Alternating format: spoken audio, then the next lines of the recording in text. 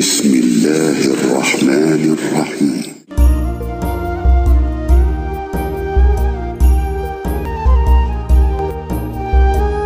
الحمدللہ رب العالمین والصلاة والسلام علی سید الانبیاء و خاتم النبیین۔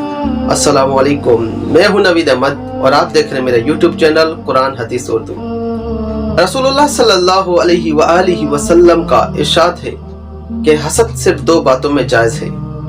نمبر ایک تو اس شخص کے بارے میں جسے اللہ نے دولت دی ہو اور وہ اس دولت کو راہ حق میں خرچ کرنے پر بھی قدرت رکھتا ہو، اور نمبر دو اور ایک اس شخص کے بارے میں حسد جائز ہے جسے اللہ نے حکمت کی دولت سے نوازا ہو اور وہ اس کے ذریعے سے فیصلہ کرتا ہو اور لوگوں کو اس حکمت کی تعلیم دیتا ہو۔